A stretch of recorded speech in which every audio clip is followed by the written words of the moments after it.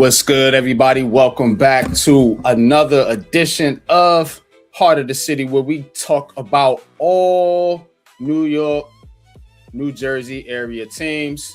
I'm your host, Unpopular Opinion Sports, here tonight with my co-host, Mr. Coach Ed Gladney.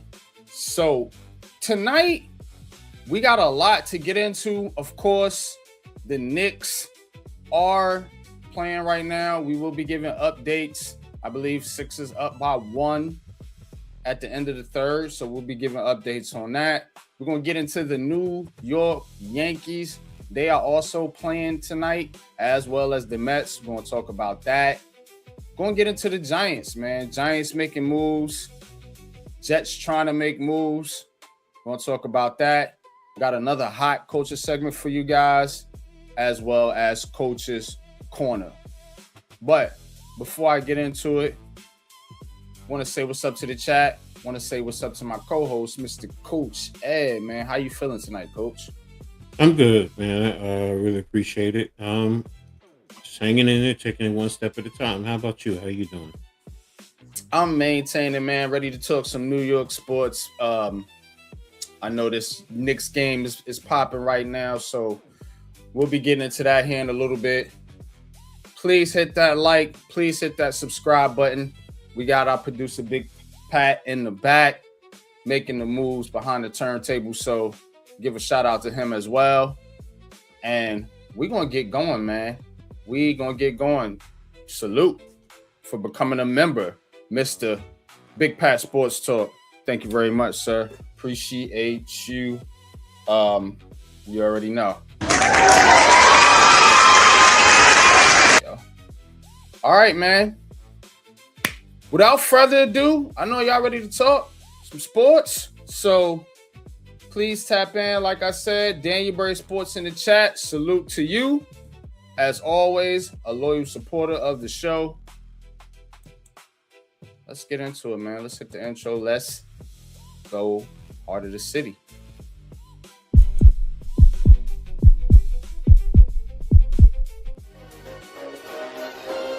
Ricey K, the Raisin Man.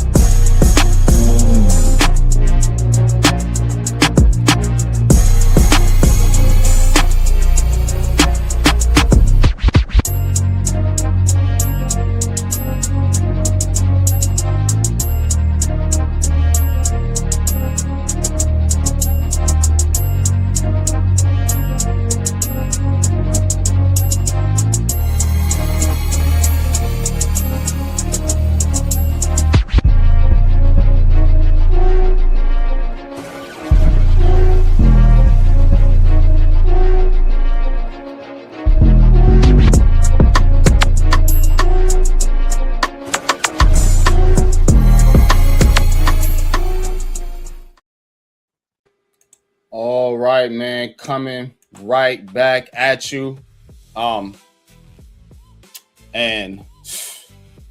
we're going to have to go around the city here in a little bit, man, because the Knicks right now have got their hands full with the Sixers.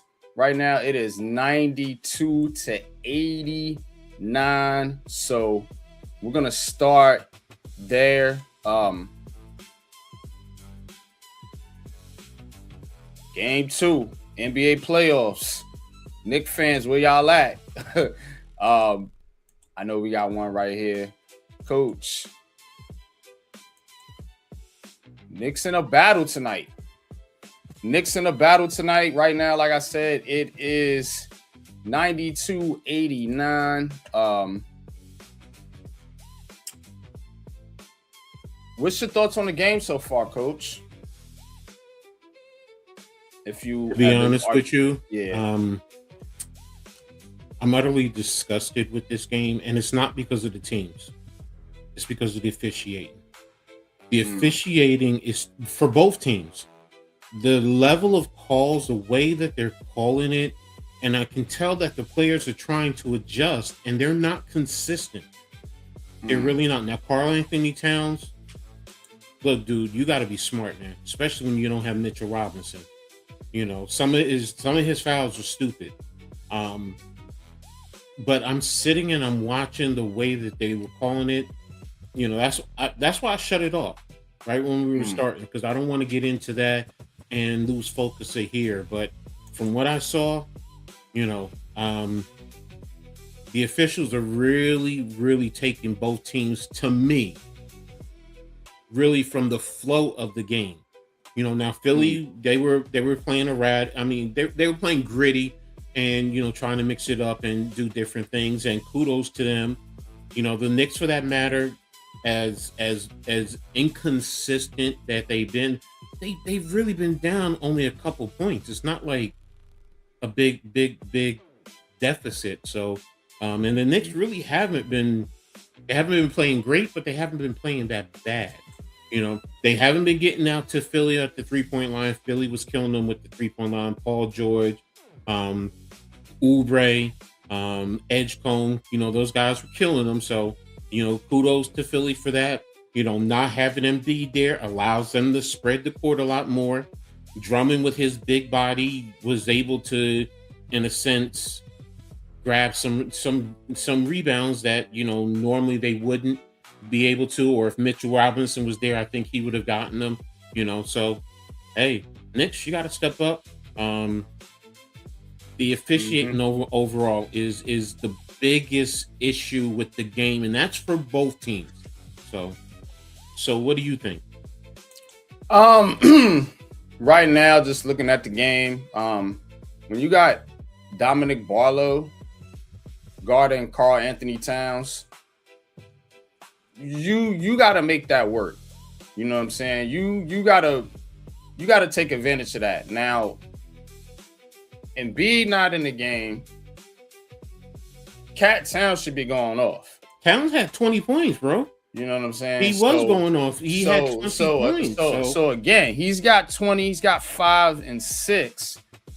You got the 4 fouls, though, you working with.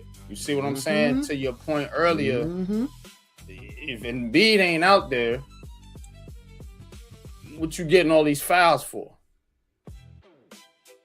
You know? So, like you said, it's about, you know, like this, you should not be having trouble right now with this Sixers team without Joel Embiid. But the Sixers do play different because they're playing more through their wing players and their guards. So that's what they was doing to Boston. Exactly. Well, that's what you see what I'm saying? And it led to Boston paying more attention to Maxey, which opened up Embiid. Right now, as you see, Maxey with 23, Edgecombe with 17. So Paul George, was he at? And Paul George right there with 19, Oubre exactly. 14. So they're all shooting well. They're all playing off each other, and like you said, with the officiating, the calls are going to be a little looser in the playoffs. It's always been like that in the NBA. Whenever you get to the postseason, the refs swallow the whistle a little bit more. No, they ain't swallowing it tonight, bro. Sorry, they're not.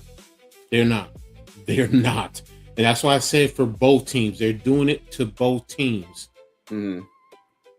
So where are we at with fouls? Hold on a sec. So free throws. No, I'm just looking at the Knicks got 24. Sixers got 24 free throw attempts. The Knicks with 21, and they both made 18. So, but if you look at the total fouls, it's 21, 20, and 17. Exactly. These refs they're calling it tight. Yeah. They really are. So that's what I'm speaking about. It's it's taking the flow out of the game, man. It really is. There was a point in the third quarter, or the second quarter, I believe. I forget which quarter. The Knicks didn't get one foul. I'm sorry, but the Sixers didn't get one foul call until like 2 minutes left in the quarter. Everything was on the Knicks. So now I'm not saying the Knicks did not foul. They did foul, but there were some calls that were very questionable. But now the third quarter, it was the second quarter, because now once the third quarter, they started calling it more on the Sixers, and I'm like, but you're taking the flow away from the game. That you always speak to that. You always speak to that, about the flow of the game, and that's the one thing. And I can tell you, like in football, it's like you're calling all the holding calls. You're literally calling all the holding calls, which takes away from the, fan enjoyment, the players, adjusting to how you're calling it. So, yeah, and it's a lot to do as well with a lot of these players publicly speaking out against the officials too in the media. You've seen Jaylen Brown. I seen a coach, talk about it. I believe was for the Timberwolves. So it's they got a job to do too. I'm never going to take the officiating side, because I know it could get real funky. You know what I'm saying? With some of the things these referees do, but at the same time, they either going to call it too tight or too loose. And it's up to the players to adjust, like, all right, they calling it tight this game. Let me back off a little bit. But that's the point I'm making. I'm sorry, go ahead. Yeah. Or it may be, they calling it loose. I'm going to have to play through contact this game a lot. So, it's just like I was saying that, the players on both teams were trying to adjust, and that's what I mean. They're being inconsistent, the referees. So I mean, there was one on Karl Anthony Towns when he got his fourth one, hands straight up, no body contact, but the referee thought he did. I'm just like, and they ended up pulling him out, and Karl was pissed off at for pulling him out. But Brown was right, because you don't want to get him in the third quarter. You don't want him to get the fifth one, So yeah. So Embiid's out with an injury. And what is going on with Mitchell Robinson? Illness. He's some type of illness. He's probably has like the flu or whatever, So interesting. Well, I heard about it after the pick and roll, because I didn't know about it until after that. It was like around 6:30, 6:45 when I found out. All right. BKNYC agrees with the officiating. We shall see. Right now, Sixers just took a lead, 99-96. Yeah, man. Let's go around the city, as we'll get back to this one. Let's hit these blocks. I want the power, but I want the love and respect first. Said I want the power, but I want the love and respect first. Yeah, I want the power, but I want the love and respect first. Yeah, I want the power, the love and respect first. All right,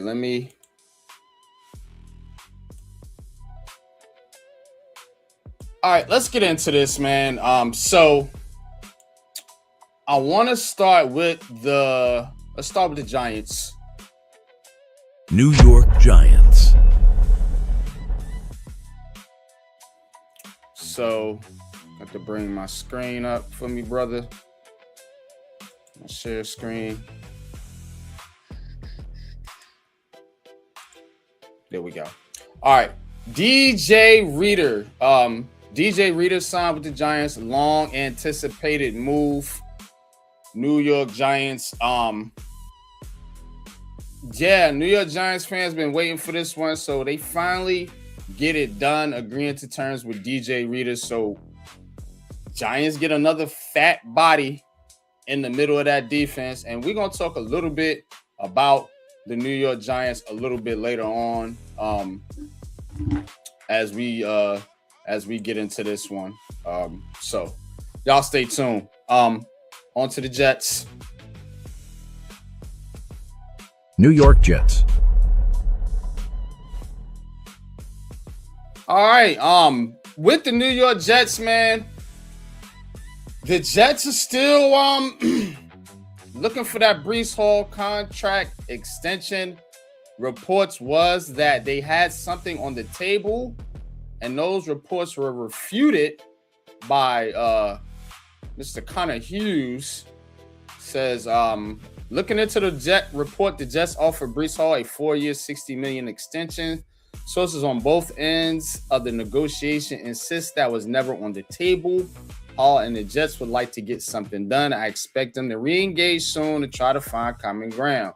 That specific deal, though, was not presented, they say. So remember, the Jets, Breece Hall is playing on the tag. You know, so he's under the franchise tag right now. So the Jets are gonna have to get something done to avoid, any type of distraction or anything like that going into their season. Do want to talk a little bit more about the Jets later on, so y'all stay tuned for that. Let's go, Yanks. New York Yankees. All right, Yanks down right now 6-1 against the Rangers. In the 8th inning. Yankees pitching Will Mourn, giving up 6 and 4 innings, 6 runs, 7 hits. So bit of a struggle here tonight for the Yankees, but otherwise, they have been on fire. New York Yankees have been one of the hottest teams in baseball, but tonight, right now, down to the Rangers. We're going to get a little bit more into the Yankees a little bit later. Let's go to the Mets, check in on them. New York Mets. All right, Mets down 1-0 to the Colorado Rockies. Mets down 1-0 to the Colorado Rockies, and yeah, you see the record 13-22. It's been a struggle for the Mets. Tonight, let's see here. Tonight, Mets getting started here. They got Peralta on the mound for them going, so we'll see if they can get going. So far, Juan Soto with a hit and an RBI driving in the lone Mets run. We'll keep an eye on this one a little bit later. On to the Nets. Let's see. Brooklyn Nets.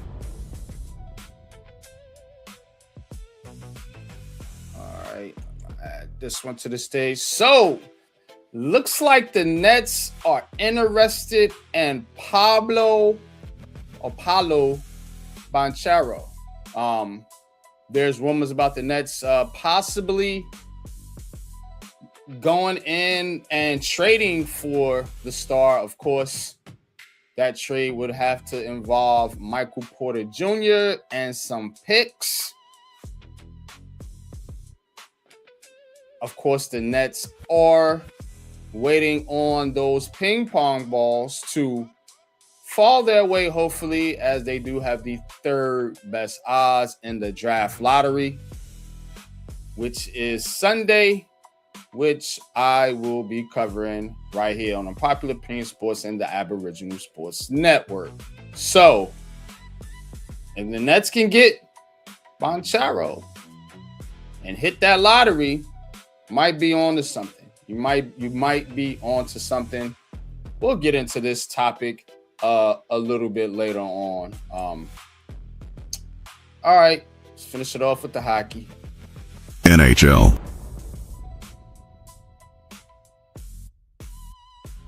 Speaking of draft lotteries,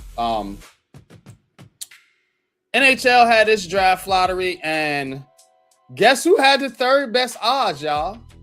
The Rangers. Guess who got the 5th pick? The Rangers. So no luck for New York. Let's see where the Devils are. The Devils are 12th. Islanders are 13th. So there you have it. Toronto Maple Leafs ending up with the first overall pick. I believe these guys are hunting for what is this guy's name? Now they won't even show me. But oh yeah, Gavin McKenna. That is the prospect, Penn State left winger, Gavin McKenna. Hope I pronounced that right. But he is the one on the board that is the top prized prospect for the NHL. Finished with 15 goals, 36 assists, and 35 games for Penn State. And that is going to wrap up Around the City. I want the power, but I want the love and respect first. Said I want the power, but I want the love and respect first. Yeah, I want the power, but I want the love and respect first. Yeah, I want the power, the love and respect first. All right, man. Back to the Knicks. Knicks up right now, 103.99. So we'll keep you tapped in. Like I said, can you hear me? Oh, I'm sorry, I was muted also anyway. So I was just saying, woo-hoo, woo-hoo. Yeah. All right, man. We'll definitely keep an eye on that one. But I want to get into some football conversation to start this thing off with. We'll come back to basketball a little bit later as we keep an eye on the Knicks. But I mentioned in around the city the recent addition of DJ Reader to the Giants. And so with Reader, the Giants have now signed Reader, Shelby Harris, Leaky Fontu. They have drafted Bobby Jamison Travis. And they have also have Darius Alexander as well as Roy Robinson Harris. So all that being said, a lot of Giants fans still want the general manager fired. Joe Schoen has not gotten a contract extension. He is on the last deal of his contract. And so a lot of Giants fans, as you see the graphic right there, they want him fired. Should he be fired? Should general manager Joe Schoen be fired despite the Giants having one of the better drafts, or some people say the best draft, at least a top 5 draft class by all accounts.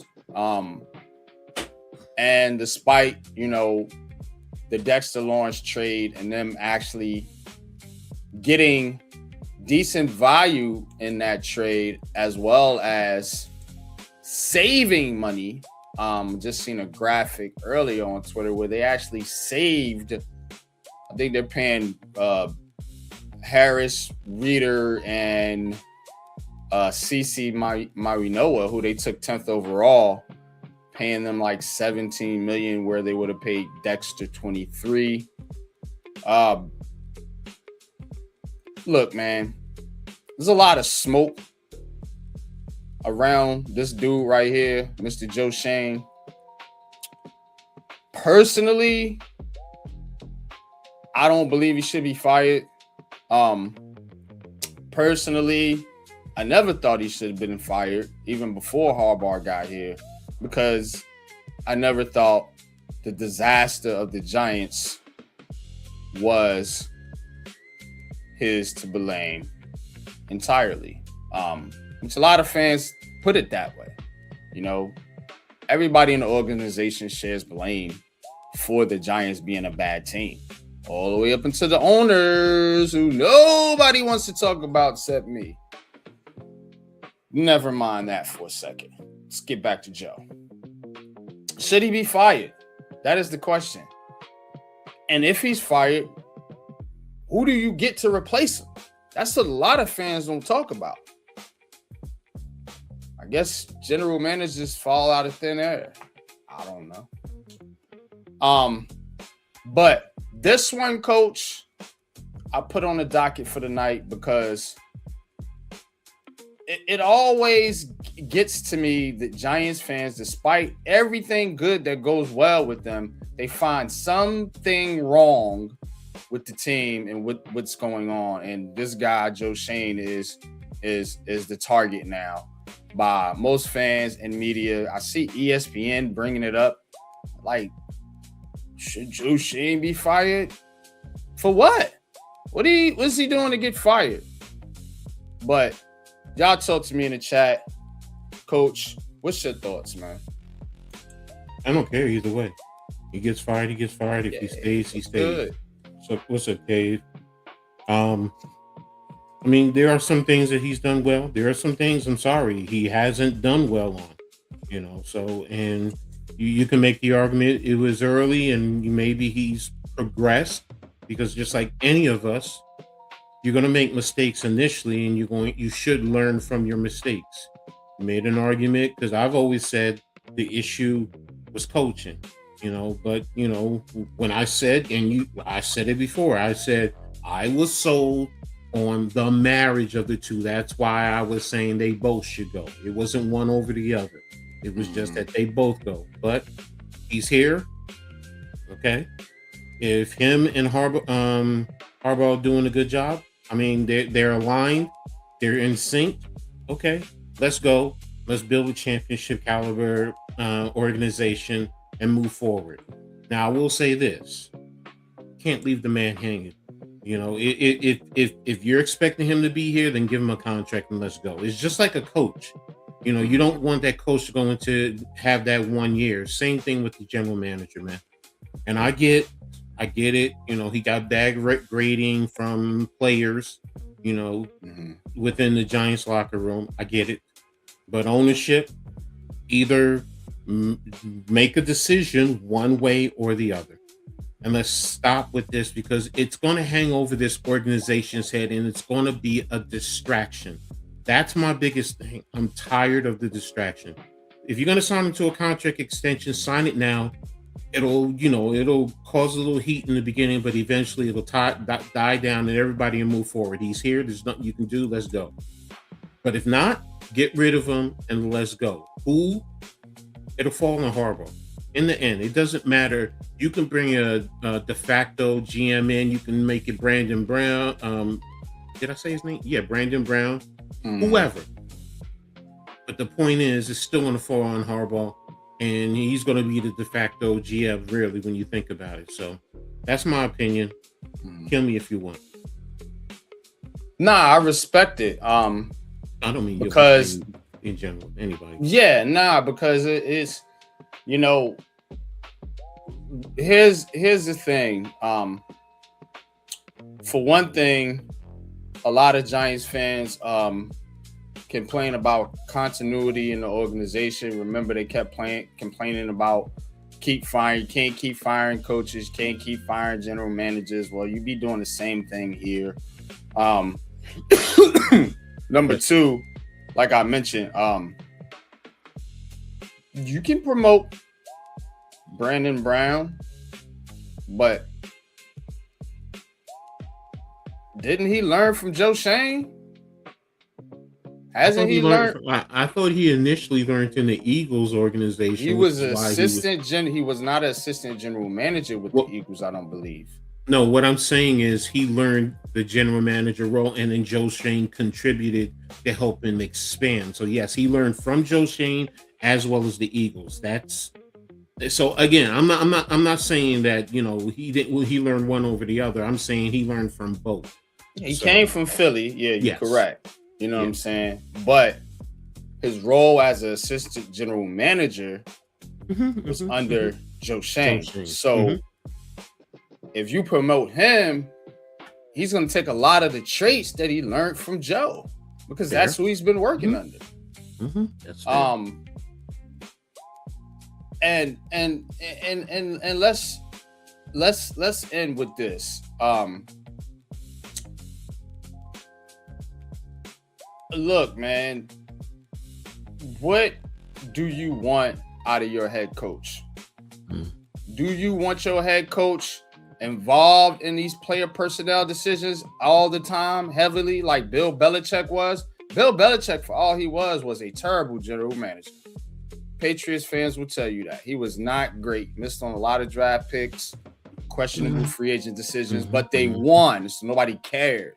You know what I'm saying? Nobody was worried about that until Brady left, and then things started looking wonky, and everybody was looking like, well, shit, it's not really that great here.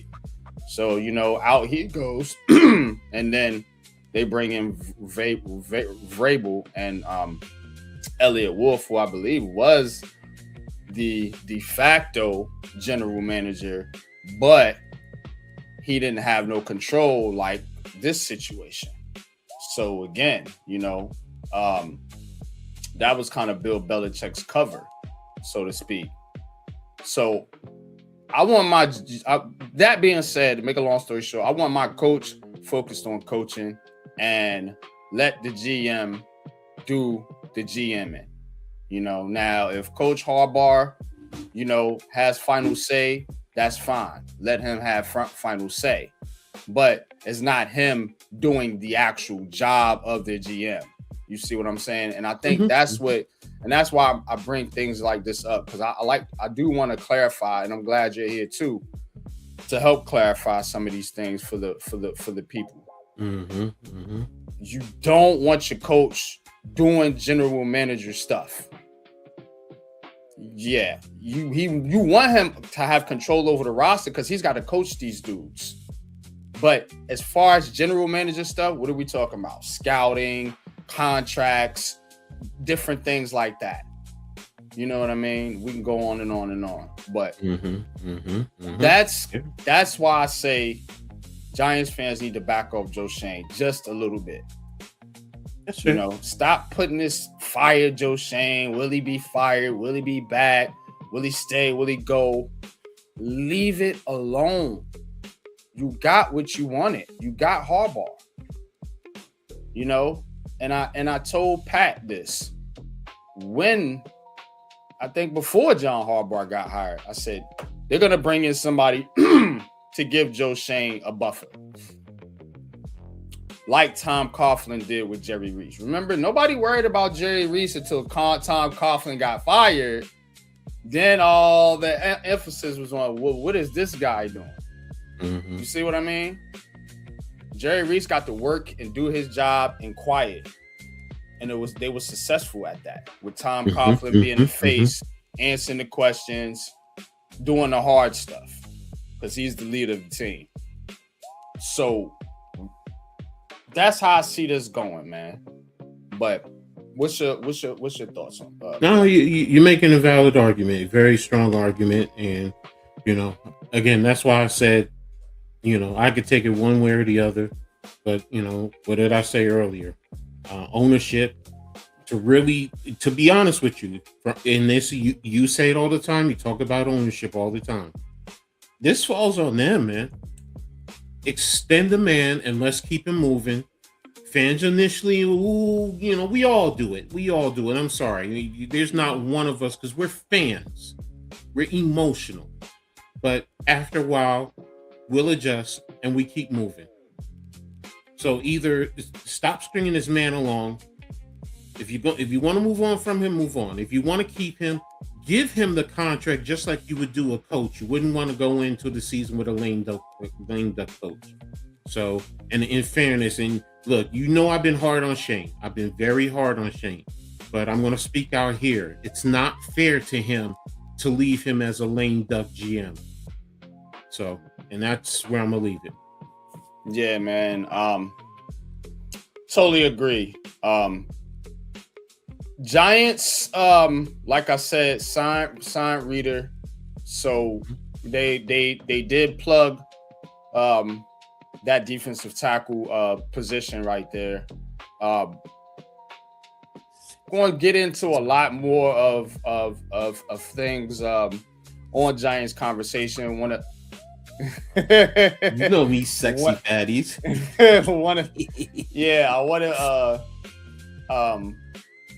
I want to save the kind of the meat and potatoes of the conversation, but I do want to tap into it for our Heart of the City audience here. As the Knicks are getting ready to wrap up, we're going to get to them next. But what's your thoughts on the Reader move? And do you think the Giants do you think they're good in that spot now? How do you feel about the sexy fatties, as you say? Reader's a good run defender, definitely. He's not a pass rusher, so I'm not delusional to think that. You're going to do certain things, scheme up certain things to get the pressure on the quarterback, but he's going to help keep teams, as I like to say, behind the sticks, and that's in second and long, third and long, because then teams are more apt to pass. So now, what do we talk about? The pass rushes that we have, which is to our benefit. So yes, he's going to help there. And again, you can do certain things. I like the depth so far.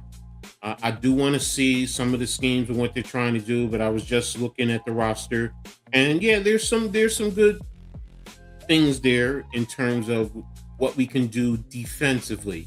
Now, if everybody buys in and guys are coached up right, you may have a little something there defensively.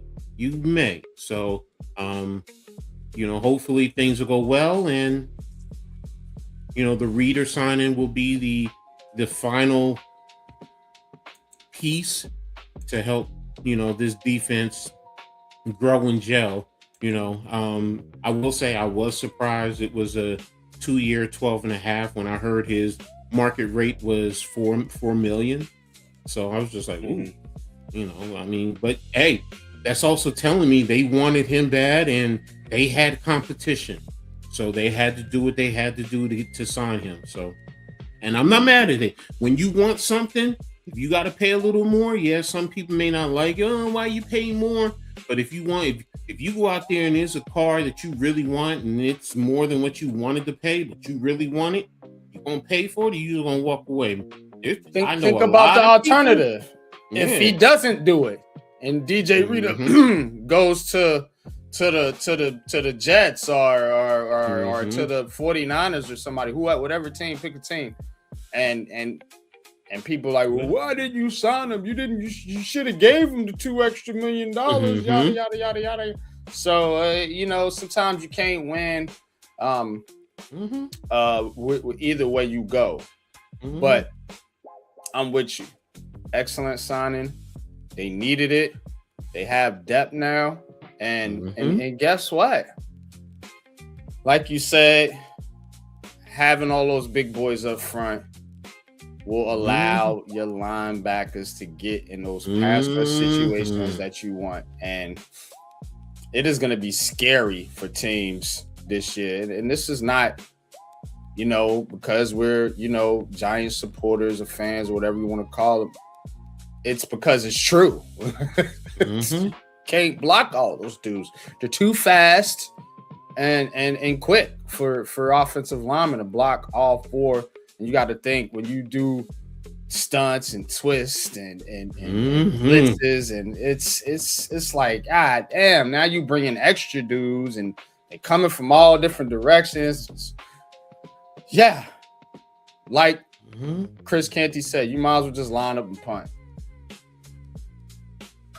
So teams are gonna have to keep the Giants ahead of the sticks this year. I like what I'm seeing from the Giants. I've been hard on them. I have, but I'm gonna give them credit. That's why I brought this topic up with Joe Schoen and the moves they've made, because you got to give them credit. You know, you got to give the man credit. If you're gonna give the man blame and you're gonna give the franchise blame when they do bad, you got to give them credit when they do good. So shout out to Joe, shout out to John Harbaugh, shout out to the Giants, man, for actually putting together a decent looking team. Now it's on paper. You got to go out there and play the games, and anything can happen. But you feel a lot more confident going into this season than probably you've had in over a decade or more, you know, with this Giants team. So kudos to the Giants. Iman Perry, what's good with you, man? Appreciate you tapping in. All right, we're gonna go. Let's get back into the Knicks. The Knicks game is done, and guess what, y'all? The Knicks have won. So 108-102, Knicks getting it done. Once again, led by your boy Jalen Brunson. Jalen Brunson, 26 points, 6 assists. Karl Anthony Towns with a strong double-double, almost another triple-double. 20 points, 10 rebounds, 7 assists. OG Anunoby continues his strong play. 24 points, 5 rebounds, 4 steals on the night. Bridges chipped in with 18. And the Knicks bench not getting a huge contribution. He played 11 people. Right. McBride played the most. He played 21 points. 21 minutes, only had 4 points though. So you get 8 from Shamet and Clarkson and 7 from Cordy. Philly, I don't think did much either. So Philly doesn't play their bench often. I noticed that about them. The 3 or 4 games I've been watching them in the playoffs, they played 3 or 4 dudes, and that's what happened tonight. They played 3 dudes: Barlow, Bona, and Grimes off the bench. So speaking of the Sixers, Maxey got going tonight. He had 26, 6 assists, but 6 turnovers. 17 for Edgecombe. He had 5 turnovers. Paul George with 19. Kelly Oubre with 19. And old man Drummond off the bench with 6 points, 8 rebounds, filling in for Embiid. The Sixers kept it close, but Knicks pulled it out in the end. Knicks just too tough a team right now. They're playing well together. 45% shooting for the Sixers, 38 from 3. The Knicks once again over 50% shooting overall. Only 27 from 3 though. But they were able to hit their free throws. No Mitchell Robinson, so to speak, 21 out of 25. So Knicks able to get it done in that category. Rebounding, Edge went to the Sixers, and Knicks still leading with assists, 25-20 for Philadelphia. But Knicks up 2-0 right now. Knicks up 2-0. Shout out to Cave. Cave says, please don't take my job. Nah, we're not doing that, brother. You already know you are resident. I want to say this. Content creator. But I'm going to say this for the next game, because I'm going to be tapped in. Because number one, I had issues with Mr. Embiid with his interview the other day. I don't want to get into that because I don't want to go on my rant. But I'm hearing rumors that it could be anywhere from 55 to 60% Knicks fans in that stadium. They're already buying the secondary market tickets. So I don't know how true, but I'm going to be watching that. That's what I'm going to watch. Think about this for a second, Coach. You from Jersey, been in New York all your life. I'm a New Yorker, man cave, so on and so forth. When you say shit like that to New Yorkers, they take that personal, bro. So we gonna make it a point to show up in your building, dude. We gonna make it a point to do that. Like, Knicks fans will pay extra just to shut and be the F up, if you know what I'm saying. Exactly. So you don't never want to give a fan fuel because you're gonna have to hear that. See, you can talk shit to a player. You might see him on the court. Fans gonna be out there in numbers, right in your face. Just like we remember, I played that clip from Isaiah Thomas with the yeah, bro. It's gonna make him feel like he gonna want to go up there and ask the fans why they doing that to him. Yeah, a train ride away. Right, BK. And think about it. To be honest with you, it is going to be cheaper to buy tickets in Philly than it is at Madison Square Garden. Right. I mean, them upper decks, I think, was like $500. The Garden is high, bro. Why you think when I go to a game, I go to the Barclays? I ain't mad at you, bro. I get it. I get it. Ain't no disrespect to MSG. It's legendary. I love Madison Square Garden, but it's high. Yes, I know that. I get the business, but look, Philly is like you said, it's only a train ride away. It's trust and believe. I mean, I was in Brunswick and used to go down to Philly to see my ex-wife when she was my girl at the time, and she lived in South Jersey, and I used to ride right down to Philly, catch the train to Trenton, jump on the SEPTA, and go right into Center City, man. Right. It ain't nothing, man. Hour and a half from New York City. And if you really want to, you catch the Amtrak. You'll be there in 45 minutes. Man. Right. You just gotta think of how many Knicks fans live in South Jersey. Thank you. That's why when they were like, "Oh, you gotta have a South Jersey," I'm like, dude, there's people. Come on, man. Bro. All right, whatever, man. When people leave New York, but they still want to stay in the city, they go to Jersey. Everybody knows that. South Jersey go across the water to Jersey. South Jersey is cheaper too, yeah. Right, and if you can't get to North Jersey, like you said, you just go a little further south. Maybe a hour ride into the city, something like that. Yeah, fans excuse me. Why?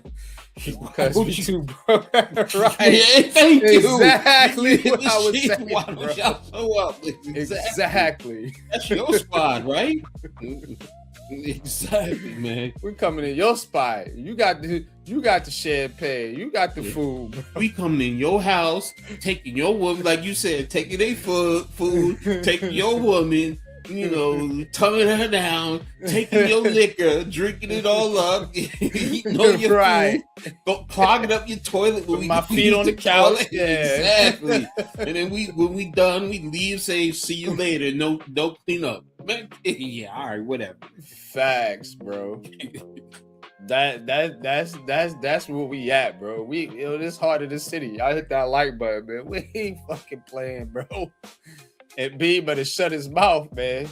You gonna have dudes. You gonna have New Yorkers are everywhere, man. It's a bunch of them down here in VA where I'm at. You'll have those fans from VA and DC coming on right on up to Philly to invade your spot. y'all don't have enough fans as it. The Sixers ain't no team like I say the Eagles or even the Phillies, and for y'all like the third. No, they're the Flyers. I think the Flyers got more. Yeah, bro, you ain't strong enough to be talking shit. Eagles fans, okay, they bag it up. They'll be in your face. These Sixers fans, fuck out of here. No disrespect to you, bitch, in the Hardcore Sports Network. Y'all ain't like that. No, they not. All right, man. So game 3, man. How you feeling about game 3? Before we switch gears here. It's going to be another critical game because this now can really control the whole narrative of everything for this series. Because the reason I said to game 2 because once you've learned about Embiid, it's like you have to get game 2. Now game 3, you want to get that. You want to get one of the two to come back to New York 3-1 at worst. But game 3 right now is the focus. You want to get that one because that's going to put so much pressure on Philly. If you can go up 3-0 on them. So, I'm not saying the Knicks don't have pressure because every game is pressure filled in that manner. And you want to get that win. So that's why to me, it's, in a sense, you want to break their neck and you want to break their will. So get game 3. Get game 3. And, we'll see. So, and that's why I was saying earlier about the tickets, because I think if it is mostly New York fans, that's going to really, in a sense, mentally get to those players. Because right now, MD making that comment, you know what that tells me? He's worrying about the fans. He's already thinking about thinking about the game. Just focus on the game. So right now, that tells me mentally, I'm sorry, bro. You can't handle it, man. We out here playing chess. You out there over there playing checkers, bro. Because you worrying about the fans getting all the tickets. You always in the past try and egg on fans. Well, if they in your home, come on down here and let me show you what it's like. Come in, pulled up, bro. I'm going to put on a show for you. You came to see me. You paid that money. I'm gonna put on a show for you. No, now you worrying about Sixers fans. Don't let them take. Man, some of them Sixers fans, and you already down 2-0. They gonna be like, let me get me some money. I ain't worrying about them. We ain't got no hope. So let me see if I can get me some money. If they pay $50 for a ticket, now you can sell it for $75. Okay. They'll be at home watching the game, so they don't care. So that's just how I see it. But yeah, game 3 right now, I want them to step on their necks. Hopefully they do that. It's gonna be tough. I think initially Philly's going to Embiid, if he's coming back, he's gonna try and step his game up. Hopefully they find a way to, well, not hopefully. I think they'll find a way to incorporate both him and Maxey to make it a little bit tougher. We just need the Knicks to, keep getting at him and, get good clean hits, just like they do on Brunson. Get good clean hits on him.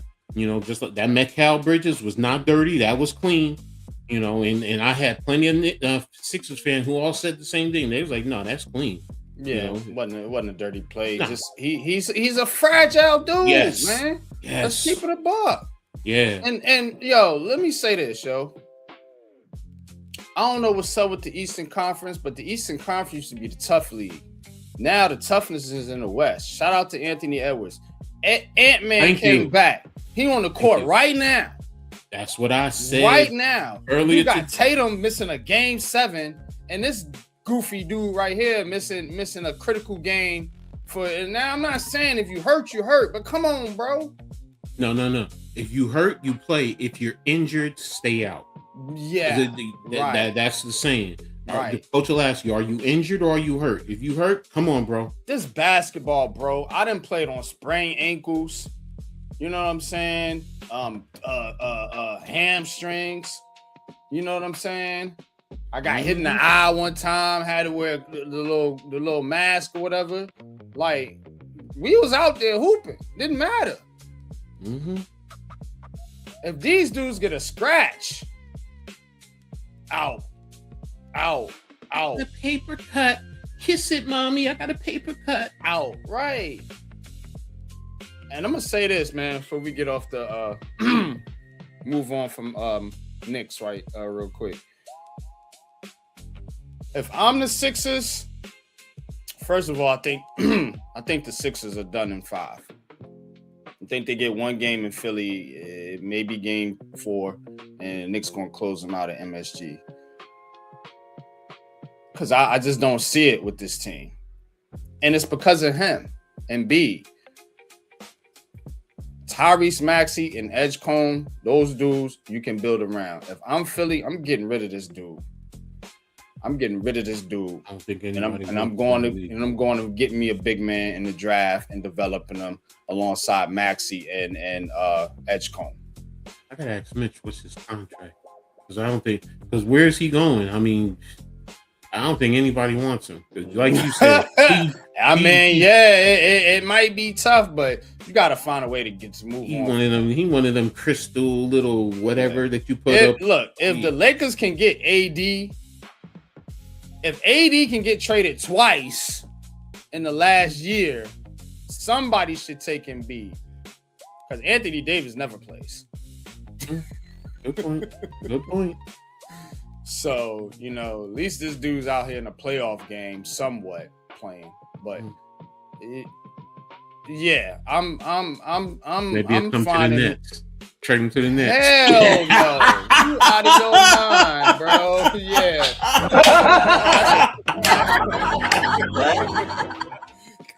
Yo, that would be hilarious, bro. That's a good laugh right there. Yeah. We not fucking with Philly no more. Yeah, I know. Already got once with Ben Simmons and Harden. On behalf of the Nets, I don't want this dude in New York. I don't want him in New York, period. He not New York. He already talk shit about the fans. That shit applies to Brooklyn too, bro. Yeah. Exactly. No, I'm with you, bro. I'm with you. Nah. Brooklyn is in New York, so that applies to, I take the shit personal too. Fucking B. I hope they lose. For real.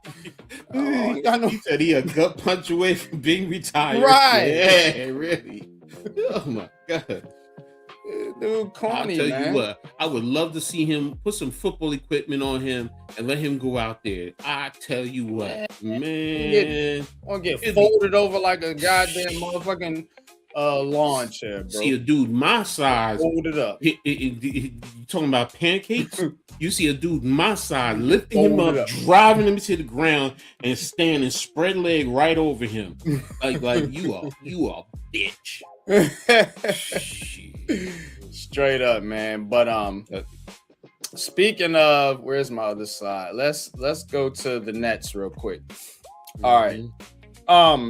So now Paolo Banchero is somebody we can talk about the Nets looking at because this is a guy right here, man, that was doing his thing in the playoffs. You know what I'm saying? He was doing the best he could anyway. All circumstances considered. So got an article here. These are just rumors, so it's just nothing, nobody's talking about anything, but I do think the Nets are gonna look to add a piece this off season along with whoever they take in the draft. So Paolo 26, 9, and 6 in the playoffs. Of course, he had a 38-point game, 45-point game. He has been a little streaky at times, but the Nets, the trade scenario for the Nets, and I don't know if I like this or not. Let me bring it up. So let's see. Let's get this one down. I got you, Pat. All right. So the first one is the Nets giving away MPJ. Let's bring it up a little bit more here. It's about as good as I can get it. And they trade 2027 first round pick, 29 first round pick, 30 first round pick, and a 32 first round pick. So that's 1, 2, 3, 4, 5. Fifth first round picks and Michael Porter Jr. I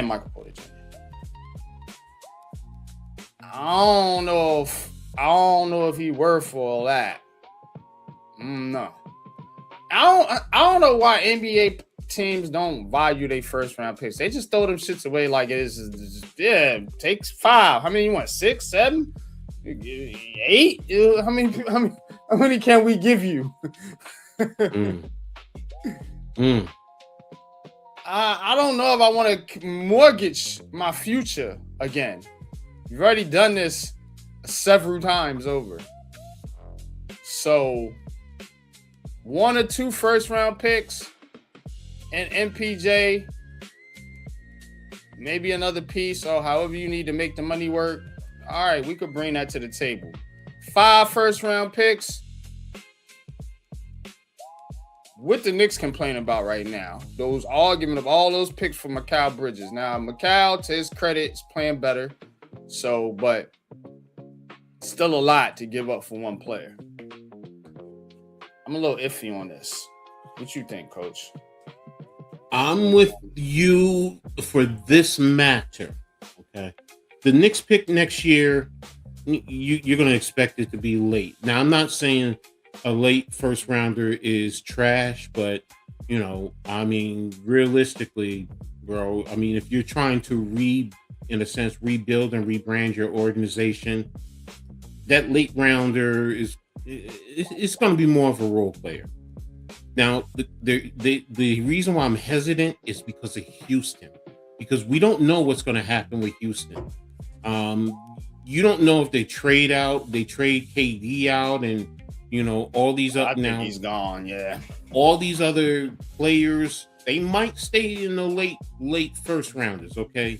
So, you know, the 29, what is it? You get the 27 and the 29. So next year, okay, yeah. But the 29, you don't know what will happen.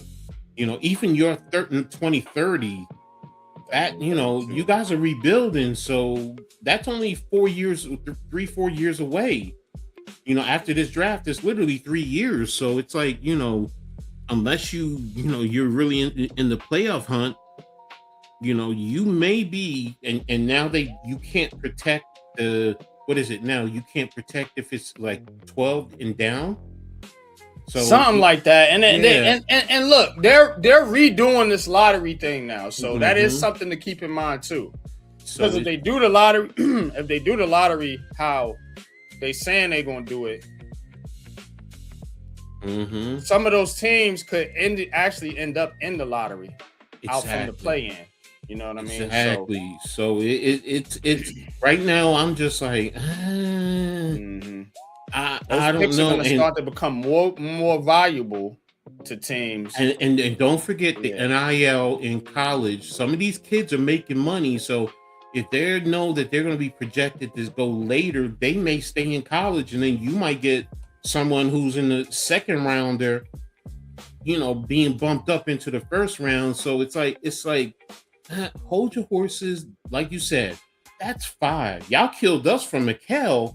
Banchero is a better player. Absolutely. Yes, definitely. Yeah. He's younger, but is he enough? Because no disrespect to him, he didn't pull the magic when Wagner went down, and they went to Game 7. Yeah. So he didn't carry that team to the next round. So it's like, is he really worth it right now?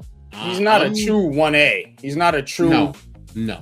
He's a star. He's not a superstar. Superstar, exactly. And that's why I'm like, all that, Michael Porter Jr. and 5 picks. And like you said, with everything being changed, with the lottery and everything and the new format, it's like, yo, hold off. Don't be impetuous, man. Because you might cut your nose off and spite yourself, man. So I'm with you, bro. I'm with you.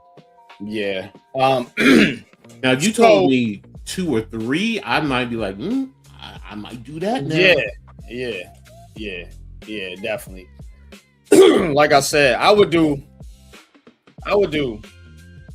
2 picks in PJ and then maybe another player in the deal or something. Now, throw a second round or a couple second rounders in there. That's a different story. I could say, all right, I'm with you on that. But they treat them like 7th rounders, coach. Like, that's how it is in the NBA. Yeah, they treat second rounders like 7th rounders. They throw away picks for teams. I can tell you from a Knicks fan, because that's where we got Diawara, and we gonna develop him, and he's a player. Yeah. I was watching him in game 1. Yeah. Yeah, he got a shot on him. He's got some potential. All right. I'm sorry. Back to the. Yeah, we're gonna switch gears. I'm gonna get into the Mets real quick. I don't think our buddy's in the chat tonight, but I'm talking about the Mets right now. The Mets are up 3-0 over the Colorado Rockies. Now the Mets got the worst record in baseball. The Mets have the worst record in baseball. They do. They have won 3 out of 4 though. That's my question. Can they actually get back on track? Because remember, my man's hasn't been playing. What's my man's name? Lindor? Is it Lindor? Lindor's been out. So Soto just came back, I believe, about a week ago. A little over a week ago. So they are getting good pitching from Peralta and Reed, I believe it is, as well as Holmes. So the Mets have,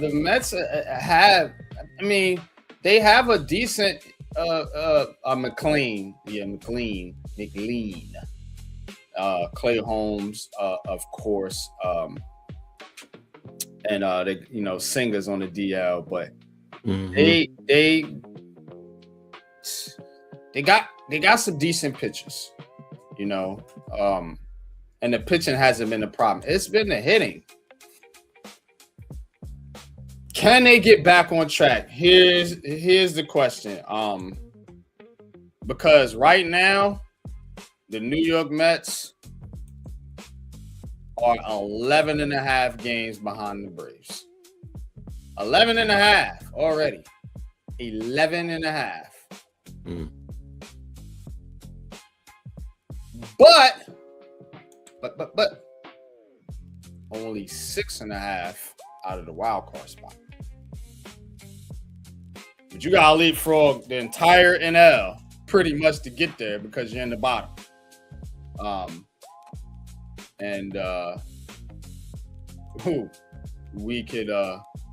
We could see that look. Can they get back on track? Yes. Do I think they will get all the way back on track? No. And I think some heads is gonna have to roll, to be honest with you. You know what the Mets was funny about this Mets team? What's that? They got all these Yankees on there. All these Yankees. The manager, Mendoza, come from the Yankees. Mm-hmm. Juan Soto, your top guy, comes from the Yankees. Oh, Devin Williams, former Yankee. Luke Weaver, another former Yankee.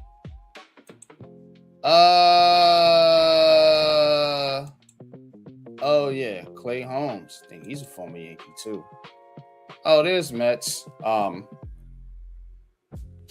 give you 5 minutes, buddy. Let's get your inconsiderate rant, and then because I'm getting on these Mets because they want to be the Yankees so bad. That's exactly what they're trying to do. You're trying to be a big payroll team. You got the highest payroll in baseball, and you take all the Yankees players or ex-players and sign them to big contracts. You want to be like the Yankees. So I want to hear what the Mets fan has to say about that, because I'm calling y'all out right now. Y'all want to be like the Yankees. Well, your team does. I don't know about the fans. They probably hate the Yankees, but the Mets want to be like the Yankees, and I'm dead ass with that. This is crazy.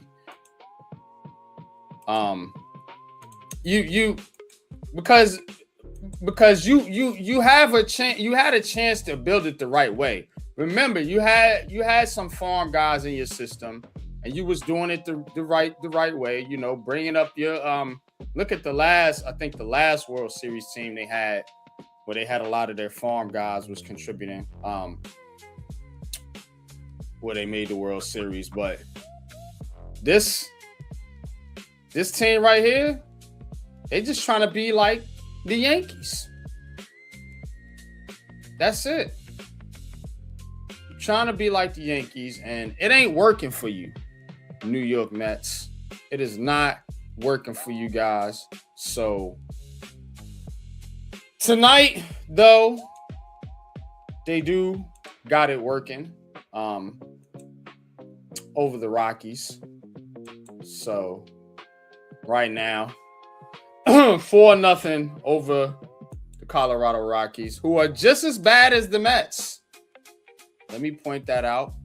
They have one more win than the Mets. They're going to be tied after tonight. The Mets keep it up. So it's 4-0 Rockies. I mean Mets over the Rockies. The the wannabe Yankees. That's who they are. The wannabe Yankees. Come on in here, Mets. Get some of this work. What you got, buddy? I'm just gonna say this. If anyone saw my OTV episode when I posted it the other day, you would know that basically this has been all Stern's machinations. From the moment he got in, what do you want to do? Destroy the core. But then they go on the miracle run that gets him to the 6th game of the league championship. So he's forced to keep him around. The problem is he undermines and is not willing to push the big buck button. You have over $460 million or whatever to play with, and you're not willing to give these players the big money. Then, when everything falls apart last June up until now, throw in the BS of political mantra in the locker room. That's when the opportunity knocks at the door to get rid of the pieces, because then he just basically lets this team get purged to fill in his own sick image. And I just got so fed up with this. I mean, you're right about one thing, Jimmy. The heads need to roll, regardless of how far out of the hole the Mets climb from when this season's over. Do you realize the Mets have the second highest payroll in baseball? Second only to the Dodgers? Yes. Okay. So they're spending money. That's not the issue. The issue is The front underperforming the product on the field. You know what I'm saying? The players that you have, because again, like I pointed out, your pitching has been pretty good. It's been decent. It's these high price players that you bought in that ain't doing shit. Lindor, Bichetti, who's been trash. Bichette is what he should be called. He ain't been doing nothing and getting all that money. And then you got Juan Soto, you know, who's making a $1 billion, literally. So like, but then there's another question. These guys got to show up and perform. So true, but the then first change you got to start with, to be honest with you, again, I'm trying to get you New York fans off pointing a finger at the general manager all the time, which again, you made the moves you guys wanted pretty much. The problem is the players. That's really the problem. Now, the only way to really get the players in line is to change the coach or the manager. Yeah, so that's really where you need to start. But then again, remember the problem. Stearns needs a shield, a puppet, and that's what Mendoza is, a puppet who can't even make a decision for himself. It's actually guys like Correa and the bench coaches that are making decisions for him. All these guys are puppets. You seen the dude in Boston get fired. You know what I'm saying? A lot of people said he didn't deserve to get fired. Why did he get fired? Because the team was underperforming and they gotta let somebody take the heat for it. We've been dealing with this for years as Yankee fans. You preach it to the choir, brother. You know what I'm saying? At least you guys have the players that can, at the minimum, get to the postseason and do it constantly. Y'all been getting there too. Y'all just ain't won. Well, you didn't get there last year, but you should have got there. You had a huge lead. Y'all blew it, you know. So it's not. You got the talent. What I'm trying to tell you, Mets, is these players. They gotta put out. They gotta show up on the field. And if they're not showing up on the field, then there's something wrong in that clubhouse. And you gotta start, unfortunately, with the manager. And that's the one who takes the heat, unfortunately. And the biggest issue here is that instead of owning up to the mistake, the front office is doubling down on Mendoza, and I don't want that bomb getting a contract extension. The reason they're doubling down on him is because, like what you said, they need a scapegoat. Yeah. So when they're ready to make a change, he's going to be the one to go. But what they're saying right now is we don't want to change nothing. So they got to give him the vote of confidence to keep the going. Fact that the fan base, including me, is giving Mendoza, with the way this season has gone, a vote of no confidence. Yeah. I'm not I'm not too tapped in like you are, but what I do notice is the fact that you guys have decent talent and it's underperforming. So when I see a talented team that's underperforming, I have to go to management. And you start with the coaching, and because if talent was an issue, then I would go to GM Stearns and be like, all right, what the hell is wrong with you? But the talent's not the issue. It's the talent's underperforming, which leads me to think that there's some type of coaching issue, or that you maybe need to make a trade if somebody's really not bought in 100%. Coach, or injury cover, or call them out for injury cover-ups. You know what I've been saying for months about Peterson? Yeah. Coach, let Coach get in there. Mets, you just said something. You said the players have been underperforming for the past couple of years. You just said that, correct? Yes. So if the players are underperforming, isn't that a coaching issue and not the general manager? Because if I understand correctly, Stearns is the general manager, right? Yes. So he's getting you the talent, but why is he to blame? Because one of his biggest character flaws is he shows little to no loyalty to his fan base in regards to keeping the players that are the legacy players, the guys like the Nimos, the Alonzos, etc. around because, and again, this mostly boiled down to politics in the locker room, not anything he did. It's the Lindor's wife fiasco.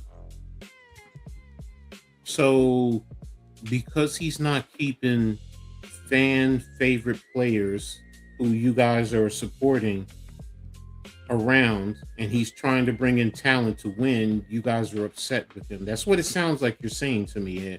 Maybe I'm misinterpreting it incorrectly. Yes. But isn't the bottom line you're trying to win? You want to win a World Series, or do you want to have the legacy players around who you make? Because sometimes, remember, legacy players sometimes stay around a little bit too long, and they become a problem. And look, I can tell you from experience, I've heard a lot of fans say it. You know, they should have got rid of him instead of keeping him around. I.e., you know, the debate with Eli. You know, I mean. So I get where you're going, but based on what you just said, fans are upset because he didn't keep legacy players around, but he's trying to bring in talent, which you guys are saying you have, but now the manager is just not getting the most out of the players. Yeah. So to me, look, on the outside looking in, I would say when you talk about Mendoza, I think, okay, that's valid. But when you start talking about the GM, if he's getting the manager the talent and they're not producing, that's not the GM. That's coaching. Yeah, I'm telling you from a coaching background. That's on the coach. That's not on the GM. If he's getting now, like NYG just said, if he didn't get you talent, you have a valid argument. But if the only thing you're saying is you're upset because he got rid of legacy players, I'm sorry, bro. That y'all need to. Do y'all want to win or do y'all want to have the legacy players? Because if I'm a fan, what are Yankees fans always bitching about? We want championships. I'm sorry, bro. I'm not the legacy player. I mean, we love them. Don't get me wrong. But when your time is done, hit the road, Jack. Hit the road. Hey, check it out. Pete Alonso is hitting 225 with 7 home runs, 20 RBIs on the 17 and 20 Orioles. Like, it's not like that dude's not killing it. You know what I'm saying? So you don't have to. You can let those players go. It's the same thing I talk about with Giants fans. You know, with Dexter Lawrence and Saquon Barkley and all these guys. Like, look, you will get over a player if your team is winning. The reason you're mad is because the team's losing, but it's not due to the fact that you don't have those players. These players aren't going to, like, Pete Alonso is not going to put the Mets at the top of the NL if he's on the roster right now. You know what I'm saying? So there's a lot of other issues going on with that team, and that's all me and Coach trying to point out. But I'm gonna let you get the. Go ahead, Coach. Say this to you, Mets. You and I know you follow the Giants, you know, with what's going on. And what's one of the biggest complaints about Giants fans that has happened, that they let players go to other teams and they produce. Now, if that was the case, yes, you were so right.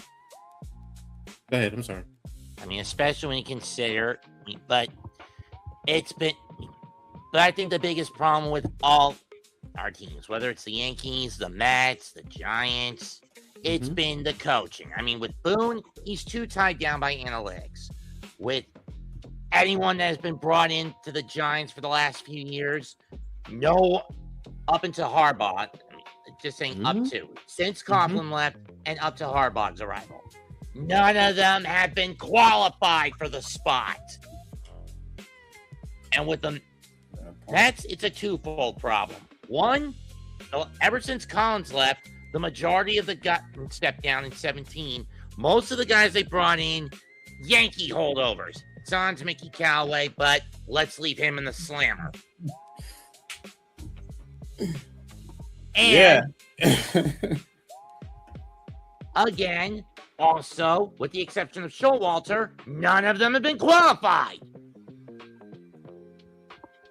So that's where I will say to you, my suggestion is redirect your frustration and your anger away from your GM. Just be honest. Take a step back. Look at your GM's job. What has he done? Has he gotten you the talent? If you can honestly say to yourself, he has gotten you the talent, then bro, you need to move on from being upset with him and focus on I've heard you say it. Mendoza gotta go. And the fact, but it frustrates me because fans want him to stab Mendoza in the back, to take the knife, drive it in, twist it, or take it across the throat and slash it. But he just doesn't want to do it because he needs a damn shield. Or is it ownership telling him not to do it? Sometimes we don't know. As fans, we don't know. So, I mean, again, you may be right. He's too loyal to him. But we don't know. It could be ownership. Ownership is like, no, I don't want him to go as yet. So again, I'm just playing devil's advocate. So same deal. I get it, Coach. I'm just saying, you look at Philadelphia, they fired Ron Thompson, and now Don Mattingly has a chance of redeeming himself from how Miami screwed him over with this run in Philadelphia. Take a bright approach to it. Think about this. What if this season, it's already gone sideways. You ride out the season with Mendoza, you let him go at the end of the season, and then maybe you can get Alex Cora to come in and be your manager. Because maybe the Phillies will hang on to Don Mattingly if he's doing a good job. That's what you hope. And maybe you can right now they're 6 and ever since he took over, 6, 7 and 1. Right, yeah, they're winning. So maybe you guys can get the inside track on Alex Cora, who is a very, very good manager by all baseball aficionados that I listen to talk about him. And just seeing him in Boston for all those years helped that team win. So that was even with this. All right, but wasn't it rumored they'd use that to win the title in 2018? Yeah, talking about the Astros. Yeah, I know. Astros was 7. I hate. I hate. Yeah, I do. But all right. Want to dive into this? You can stay on for this. Just gonna talk a little bit about John Sterling. R.I.P. to the late great John Sterling. When I was a child, we had TV. Obviously, I'm not that old, but we did listen to the radio a lot. In the car, on the train, just wherever, even in the Walkman, at the game. You know what I'm saying? And I know John Sterling, Marv Albert, you can name just iconic figures that you always replay their calls in your head, so man passed, I believe it was he was 87 yeah, 87 years old. So every time I did I've done a Yankee call on my channel. Whenever they win, I pay my tribute to John, doing the whole ball game over. The Yankees win. The Yankees win. Yep, that is his call. It is. It is gone. Yeah, it's a home run. A-bomb from A-Rod. All right, here comes the judge. A judgey home run. Wow. Yeah. He gave us some good. He gave us some good liners there. So yeah, I can remember the first time I went to a Yankees game, and my man Gary and Greg, who took me, we had our radios, even though we were in the first bay, and we were literally 2 rows up behind the Yankees dugout. Still had our head listening to John Sterling, man. So I only went to Yankee Stadium once, 92. I was 5. It was part of a scout troop field trip. But I'm sure my dad had a portable radio on him with my brother and a friend of ours that were part of the troop, and we sat in and listened to that game and witnessed it. Yeah. But after that, it wasn't until 96 I actually became a Met fan. It was part of a school thing I went to. There was a school up in the Hillcrest section of Queens. Every spring we go to at least one Met game, and that's how I became a Mets fan. I missed that, yo. I'm glad you said that, man, because that's how I used to go to Yankees games. Like, they would take us to sports games, and to that's how we all became fans. You know what I'm saying? We got to go to a Yankees game. You know what I'm saying? We would get to go to Mets games or Knicks games or something. So, like that's how we became fans back in the day, and just like you said, just hearing that on the radio. I remember, times we couldn't get the game. We would just all huddle up and listen to it. All right, what's going on? Yeah, and everybody would just explode, jump around because we won. We'd be on the train cutting up, so definitely R.I.P. Now John's in that. John's down that booth in the sky alongside old Vinny and Harry. Yep. So, R.I.P. John Sterling. Salute. All right, we're going to get into our culture segment. Appreciate you tapping in, Mets. That's all we got for the baseball tonight. But yeah, good stuff, man. Good stuff, buddy. Appreciate you. All right. So tonight we are going to get into something a little dangerous. Yeah, dangerous things, crazy, wild little things you did as a kid, child, teenager, whatever. I thought this one would be fun just to, I don't know. I've been feeling like reliving my childhood lately. So I always get to these little subjects thinking about things and how they used to be. But I guess that's the product of getting a little older. So we're going to get into that top 5 dangerous activities as a kid. Culture segment coming right up, man. Let's hit it, Pat.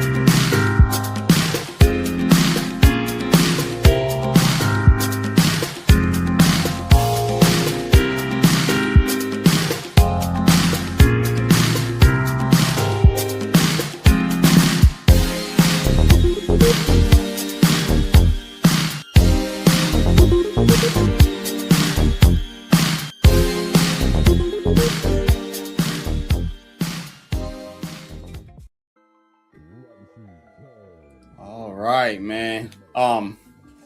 So again, top 5 most dangerous activities as a kid, or things you did or whatever. Who went first last week? I can't. No, you going first. You going first. You going first. Bro, put me on the spot. All right. It was my subject, so let's get into it. All right. Top 5 most dangerous acts as a kid. So I lived in a city. And again, she was borderline crazy, but we made things fun and we did things to try to, because your parents made you go outside, could sit at home, be on your smartphone, be in there just chilling, watching, Netflix. We ain't have all that. So we had to go outside and make things happen. So let's get into it. Dangerous activities as a kid. I'm going to explain these because I'm going to have to explain some of this. But go ahead. Let's get to number 5. Number 5. All right. Riding on the back of the bus and the train. So we sometimes you didn't have your bus pass. So you hopped that, you wait for that bus to pull off. You ran up on that joint and you held on to the. Again, don't recommend doing any of this. Please do not try this at home. That's why we said dangerous. And then the train, like we would cut through the train cars, you know what I'm saying? And hop trains, you know what I'm saying? So, but really the bus thing was the move. You got on that bus, you would see kids holding on. It'd be like 3 or 4 kids holding on to the bus. They clean a lot of this stuff up in New York. Like I said, this was the 90s, but we always jumped on the back of the, more so the bus than the train, but we did catch the back of the train every once in a while too. It would pull off, we would just hop on. Whatever. Conductor catch you, they want. But nevertheless, let's go to number 4. Number 4. All right, I put stunts, flips, and jumps because that's what I did. A lot of things involving jumping. So we used to flip over shit, whatever we could find, whether it was a car, a fence, or whatever. I put the other image up there because you know how you used to be a fake wrestler and you would find something high to climb up on, and then you would jump down and do that flying elbow. Boom! Man, we tore people up doing shit like this. I say dudes get their head split trying to do a flip. Dude didn't make it over the car, tried to jump over the car, flipped over the car. Like, yeah, but we tried it. We tried it all. And we used to call them stunts or tricks. We used to do it wherever we find something that we could jump over or flip off the top of. That's what we do it. We want to see who could do it and who couldn't. Some people would chicken out. So it did make it, you know what I'm saying? It did make it fun and interesting to see who could get it done or who was willing to do some of this stuff. But my dumb ass tried it all. Let's go to number 3. Number 3. Your bike was your best friend, man. So love riding bikes, man. We used to pop wheelies in traffic. That's the graphic you see there. We rode the bikes through the train stations, on the tracks. Like, yeah, it was. We did a lot with bikes. Bikes was a big thing. Whether you popping wheelies, you doing flips, jumps. You know what I'm saying? We used to make ramps, fly off the ramp. You know what I'm saying?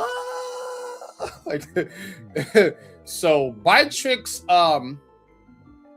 was real back in the day. You know, wasn't no BMX bike type shit where they doing all the weird tricks. It was just more or less that we used to ride our bikes in weird places and strange places, and you know, we was always popping wheelies in the street. We used to have competitions, see who could wheelie the longest.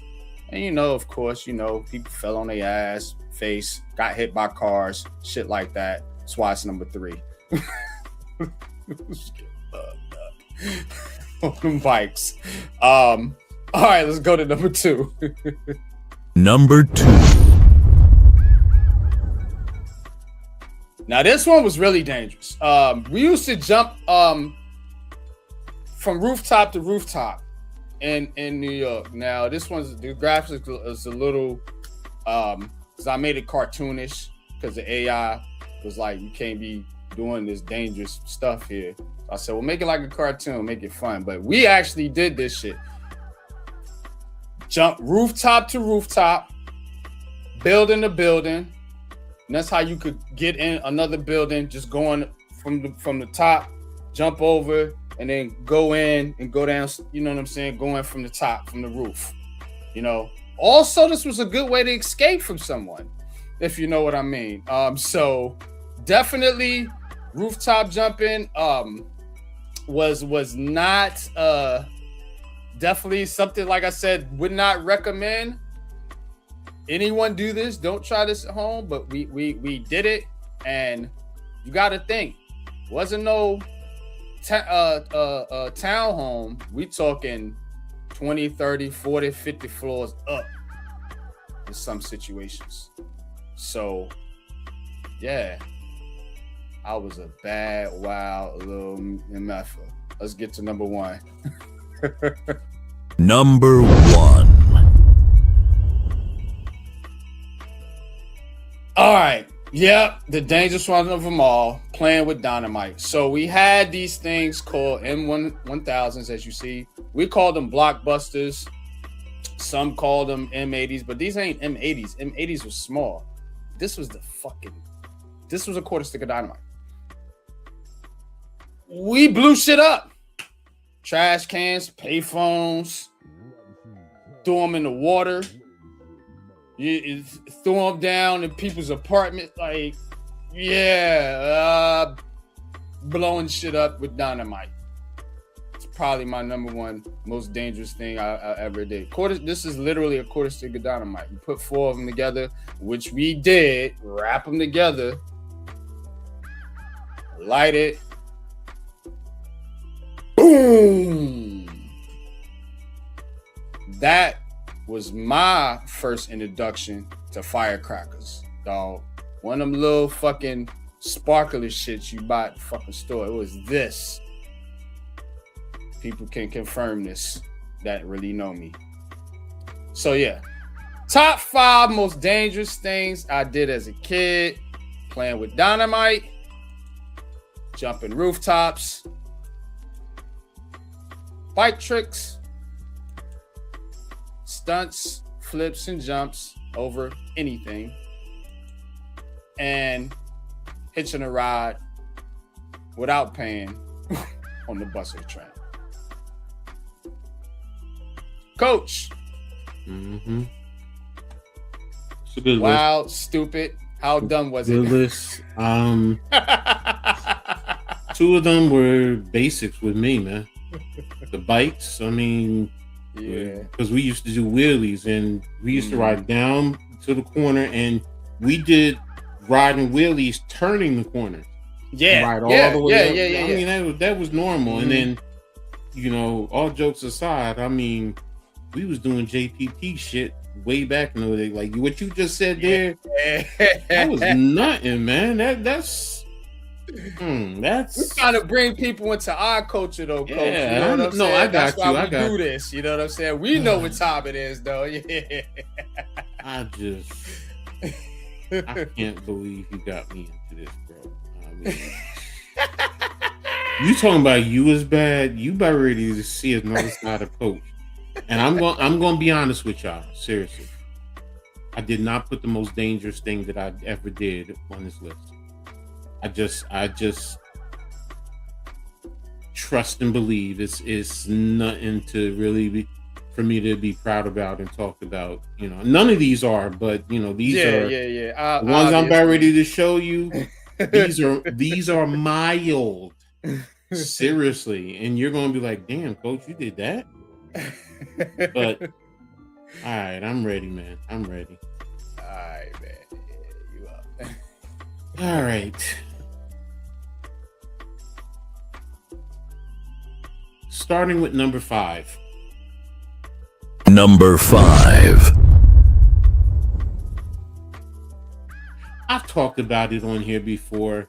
It's the story about where I got into a fight with one of my friends, and you know, he hit me, I hit him, he hit me back. My friends broke it up. My dad came home. They told my dad. He pulled out. He went in the house, got the belt, and said I was supposed to go beat his ass, and took me up the street. And when I say I beat the kid, broke ribs, busted up his nose, knocked out teeth. I mean, I literally blacked out. My dad was scared, had to yank me off of the kid and take me home. And dude's father wanted to, you know, was arguing with my dad. If it wasn't for our moms talking, you know, settle everything down. But, you know, it also kind of earned me my street cred, because everybody knew, don't mess with Scotia. I mean, don't mess with Ed, because, you know, he get his dad. If his dad hear about it, he gonna whoop his butt, and he gonna really hurt somebody. So, yeah. So that's it. That's me kind of earning my street cred. So, going on to number 4. Number 4.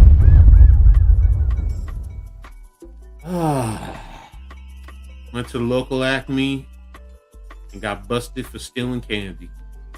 And this whole range that I'm talking about, I'm literally 10 to about 15. But here, you know, I was around 11. And back then, 1978, they took the kid's name. They didn't call home or anything. They just took your name.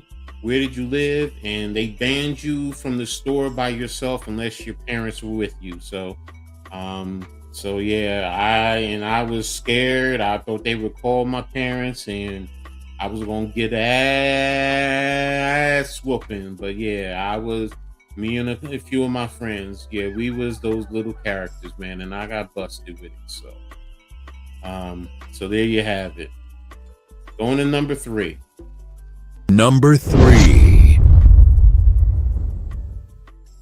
Another one where I got in trouble because I was egging and throwing toilet paper at a house with my friends, and we left, and literally 3 minutes later the police picked us up, and it was actually the next town over I was in, and that town was predominantly white, so you kind of get what's going on. And they called my dad, and he had to come down, and he was disgusted with me. And I also was riding a bike at the time, so I had to ride my bike all the way with my dad following me in the car.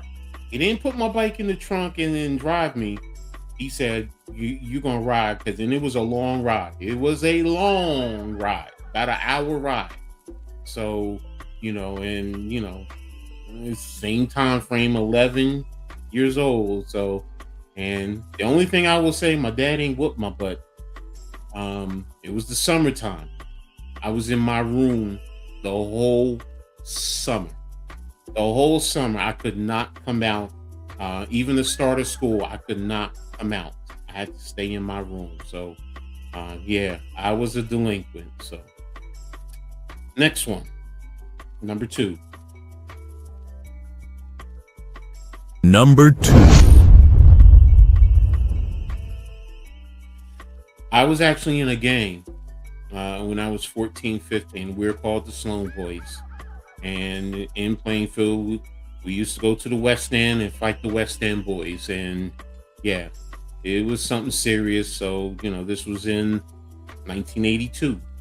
So, and it was, starting to get serious, and my mom's found out, and she didn't want to tell my dad.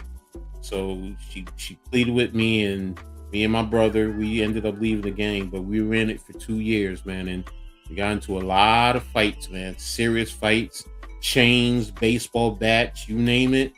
Yeah. I even saw somebody get stabbed in one of the fights. So, yeah, this was real dangerous, man. So there you have that. And coming in at number 1. Number 1. At the age of 13, I took my dad's Chevy Caprice and I went over to the corner store, which literally was, went down from my block to the main strip, turned the corner, went 2 blocks past the Burger King to the little corner strip, and got me candy, and then drove back home. And I got caught because my mother ended up coming home. My dad, because he was in the Air Force Reserve, so he was away for the weekend, and she was crying because she was surprised I took my dad's car, and she was so worried that I would get in a car accident. But back then, my dad used to take us down to Virginia, and we would drive at our great grandfather's farm. I mean, I was driving. I mean, I was bigger than my parents. I could reach the pedals. I knew exactly what to do. Growing up as a kid, our dad used to sit us on the lap, and we would handle the steering wheel while he would handle the pedals. And then when he took us down there, he actually taught me how to drive on a stick. So this was automatic, so it was easy to drive. I was 13, I was just like, I mean, and if you ever saw the Bad News Bears, there's one kid that was always taking the truck, and he was driving, and I got caught, but yeah, that was me driving on the road too with other cars. So I could use the signals and everything, but I did it. So there you have it. How dangerous I live. So I'm done. Yeah. Yeah. You see, you talk about you was dangerous. Nah. Actually, I experienced pretty much everything on your list, but I never took my pop's ride. Like I wasn't going there. He let us drive, but he was in the car. Yeah.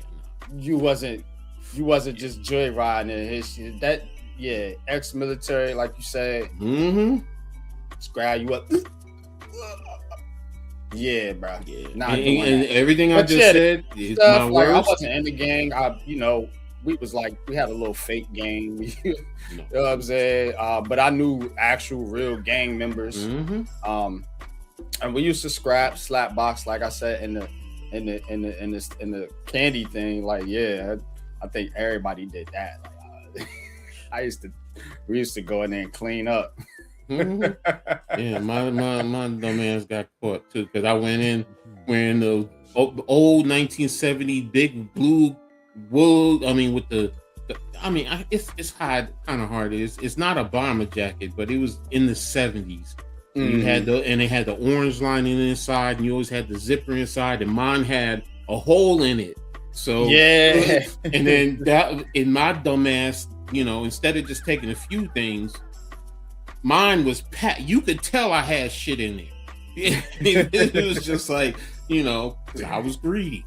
And it was just, if I'd have just taken a few little things, I think I would have been fine. But nah. Yeah, we used to have the bubble. I was dangerous. The bubble goose. Mm-hmm. You know what I'm saying? You just walk out. So yeah, Coach wasn't always a good kid. Now they, it's been times, they come out. We were so goddamn fast. I was a true athlete, bro. Like, I'm not gonna hold you. I'm not bragging or anything, but like all that flipping and jumping, I'm telling you, like, it's because I was an athlete. Like, I could do it. I could run. I could jump. I played basketball. Like, yeah, you wasn't catching us. Like, we we never got caught doing that type of stuff. Now, what got me caught was people, but we ain't never get caught by the man. Like, it wasn't catching us. Crazy. You know, we running down the sideline like Justin Jefferson. Well, unfortunately, where I was at is going in a white town. You know, it wasn't. You're out here. Yeah. I didn't run into that until I came to Virginia. Exactly. So, you know, I was like 18 by that time. But yeah, that's it. Coach's segment.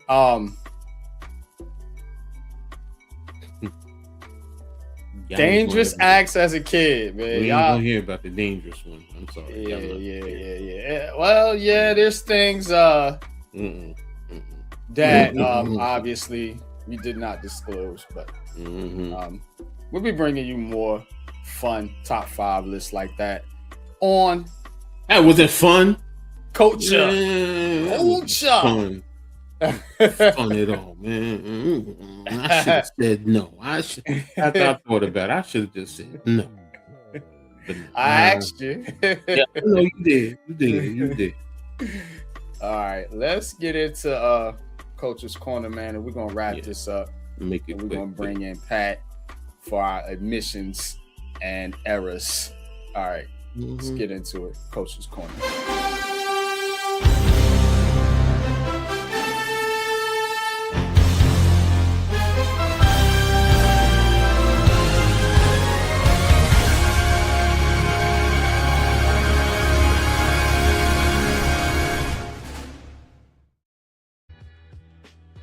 All right, man. Appreciate it. Try and make this real quick. This Coach's Corner. So keep it real simple.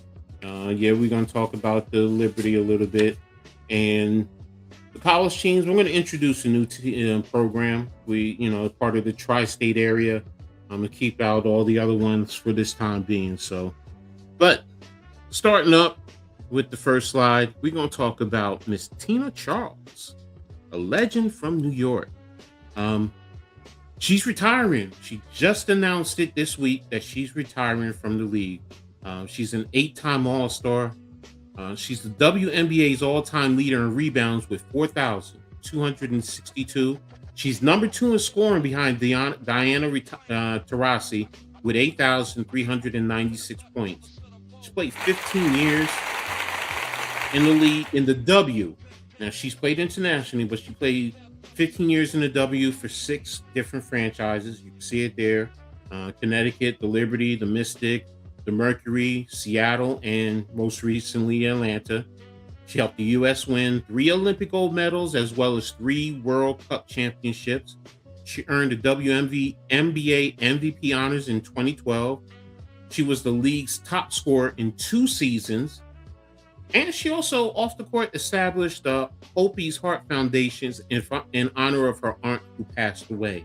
So she stated, "Today I officially announced my retirement from basketball, 15 years at the professional level, and a lifetime of love for this game. I've experienced the highest of highs and the lowest lows, and I'm thankful for all of it. Through it all, I learned how to show up. When doubt got loud and narratives were written about me, I kept showing up. That's the New Yorker in me, where resilience is built, not talked about." Charles was a number 1 overall pick by the Connecticut Sun in 2010 after leading the UConn Huskies to consecutive NCAA championships in 2009, 2010. She was also the AP Player of the Year in 2010. So congratulations on a well-deserved retirement. Thank you for everything that she's done to the game, the women's game, the contributions. And next up, Hall of Fame, I believe. So now we're going to move over to our New York Liberty. Sabrina Ionescu recently, she sprained her ankle in the final preseason game this weekend against the Connecticut Sun. Now she's going to be out at least 2 weeks to start the season. Now she's going to be reevaluated after those 2 weeks, with the hope that there's going to be progress and that she'll be able to make her season debut after that. So, got to keep an eye out for her from there. So, we'll be talking more about that with Leaf and Kay tomorrow on WNBA She Got Game. So tune in tomorrow 7 o'clock in reference to that. The Liberty also made cuts today, getting down to 12 players. Now, currently, as the roster is constructed, you have Sabrina, Brianna Stewart, Jonquel Jones, Benijah Laney Hamilton, Satu Sabally, Rebecca Gardner, Rebecca Allen, Raquel Carrera, Paulina Allister, Maureen Johannes, Leonie Phoebus, and Han Zhu. They're all on the 12 players from the roster. You also have Maureen Falfax. I hope I said her name. She's on the developmental squad. There's one spot left on the developmental squad, and a lot of the fans that I'm in connection with, they're hoping for Anelli Mali. She was cut today, but she was one who she came up from Australia. Down there, she scored, I think, like 65 points in the most recent game. They love her game, so it's a lot of hope that she's brought back to that open spot. Now, Friday starts the regular season as they play host to the Connecticut Sun. So now with Sabrina out, also Satu Sabally is day-to-day, and I believe there's one more player who might be injured. Not sure. I'm waiting to get the report. And I believe Carrera and Phoebus are overseas right now. They're not actually on the here on the roster because they're honoring their international commitment, but they'll be coming soon. So the Liberty are going to start the season short-handed. So, it's going to be tough. And Connecticut is going to be a tough one. They're young, but they're also led by what's her name? What's her name? 6'8". She played with. I forgot her name. But it's going to be a tough game to start the season anyway. So, to finish this out on the Liberty, former Liberty, Natasha Cloud, who was not picked up for most of the preseason, she actually signed with Connecticut this week. She signed for, I believe, $550,000 on a 1-year contract. So it's good for her because, there was talk that she was being blackballed and teams in the league didn't want to sign her possibly for her political views, and her social views. So, but I'm glad to see that she picked up and I hope she does well. I'm going to miss her here in New York. So with that being said, I'm going to go ahead and move on and introduce the new college program. I'm going to start talking about more UConn, the UConn Huskies. They're part of the tri-state area, so we're definitely going to be keeping an eye on them. So, in some football news, former quarterback Joe Fagnano, he was invited to a rookie camp with the Baltimore Ravens. He's actually going to be battling former Vanderbilt quarterback Diego Vega for the first chance at the number 3 quarterback position, and it's going to be an interesting battle. So we're going to see what happens as it goes along. At UConn, Fagnano, he threw for last year for 3,448 yards, 28 touchdowns, and 1 interception. So that's telling you that he's a pretty good quarterback. So hopefully he can latch on or maybe catch on to someone's practice squad. So I'll keep an eye out on him. Other Huskies who received rookie minicamp invites are kicker Chris Freeman with the Houston Texans, tight end Lou Hansen with the tight end Lou Hansen, linebacker Donovan Branch, and punter Connor Schultz with the Kansas City Chiefs, and cornerback Devin Pringle with the Chicago Bears. So I'll just keep an eye out on them because they all have a rookie minicamp invite. See how things transpire with them. Now in men's basketball, the UConn's men's announced their addition of 4 impact transfers for this coming season: Oscar Gilte, Najai Hines, Nicholas Kamania. There will be sophomores for the Huskies coming in, and then Nils Machowski, he's coming in for his senior season. So UConn, they always keep reloading. So see how these guys contribute. I'll definitely be keeping an eye out on Hines because he's from my high school, and he transferred from Seton Hall, so we'll see how he does. So, with that being said, that's going to be it today for Coach's Corner. I just wanted to keep it simple and sweet. So, and turning it back over to you, NYG.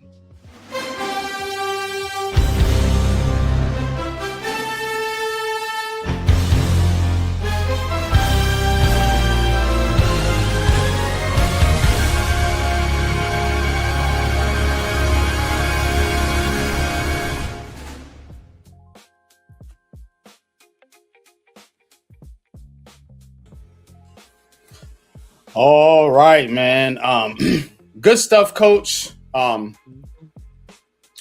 Shout out to Tina Charles, man. Mm-hmm. She been doing her thing for a minute. Mm-hmm. Do remember her?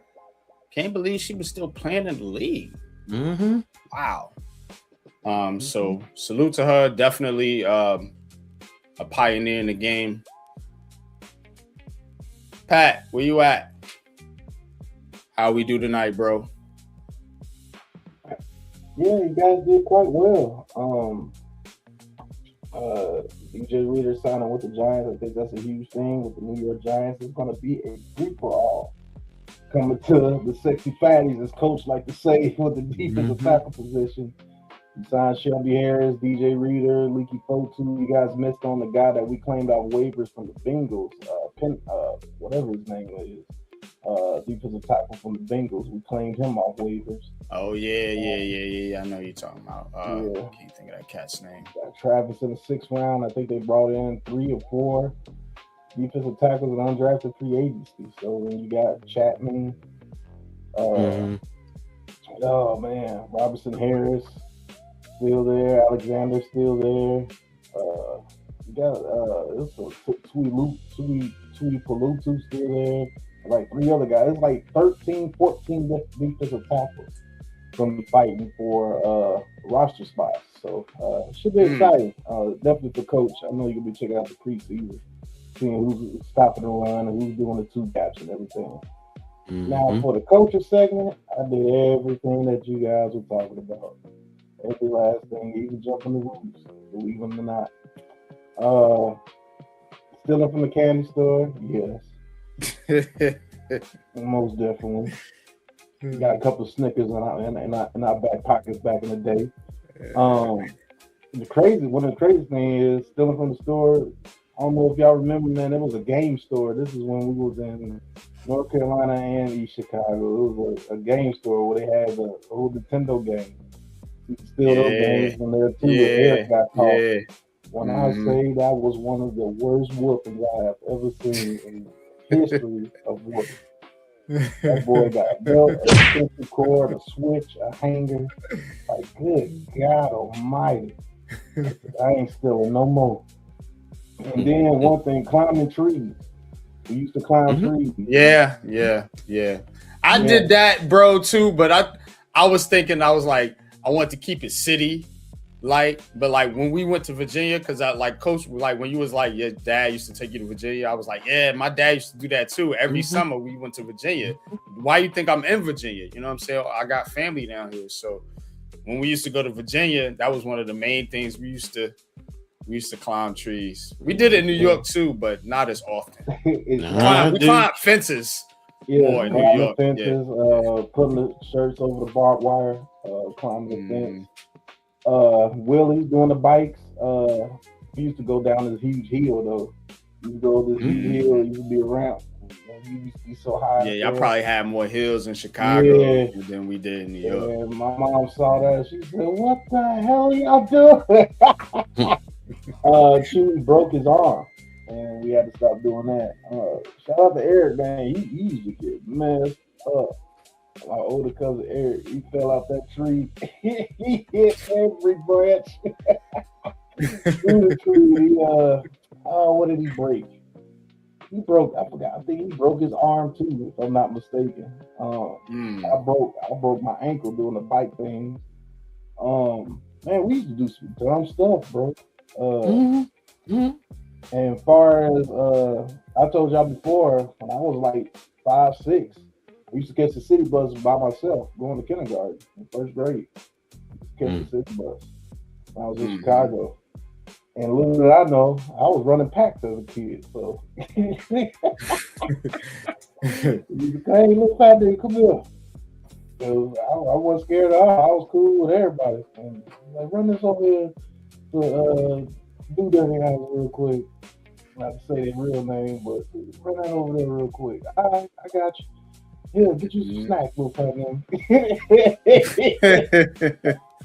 And my uncle, you know, they was like, "What you doing with my nephew out here?"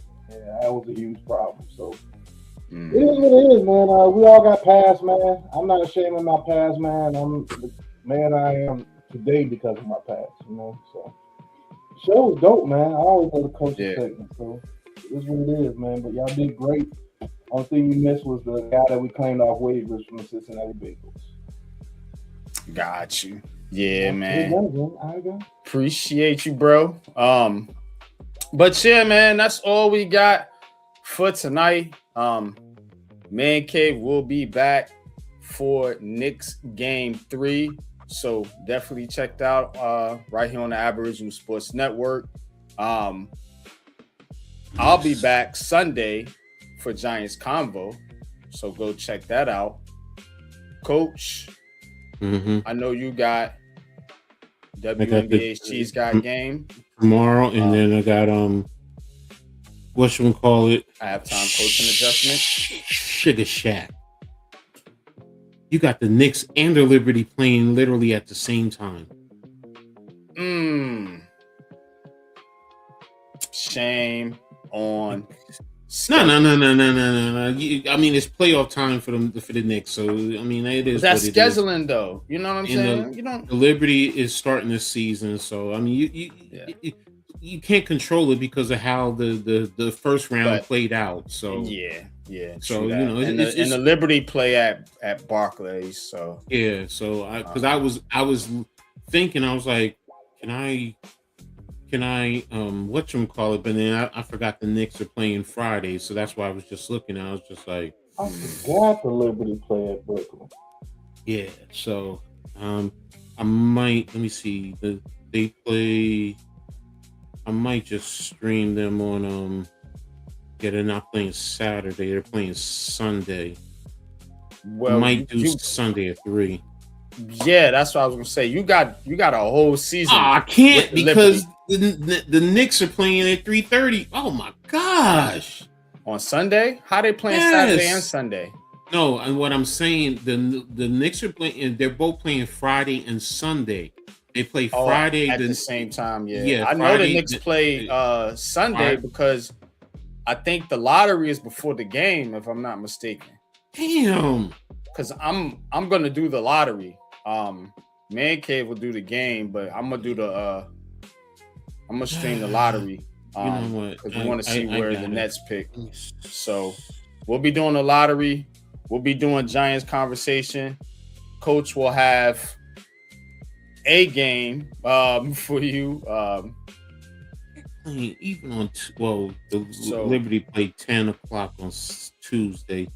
While the Knicks are playing at 7, or it says to be announced. So it's going to be at 7. I know it is. Yeah. No, Leaf. Tap in after the show if you can. I want to holler at you, but he said the lottery is 3 p.m. 3 p.m. So, oh yeah, Leaf doesn't think the Nets would get the top 3 pick. Gotta do one of the Liberty. I have optimism, cautious optimism. But again, seeing what happened to the Rangers, who had the 3rd best odds and ended up 5th in the NHL. That's why I said that earlier. If y'all was paying attention. Yeah, it kind of brought my optimism down a little bit lower. Closer to where Leafs at right now. But yeah, if you got 5 minutes, hit the link. But we about to close out this show though. But I want to rap with you. But yeah, that's all I got for tonight, man. Again, check us out. We'll be here all week long. Giants Convo, WNBA, NBA, as well as right back next week for another edition of Heart of the City. But that's all I got. Take us out, Pat.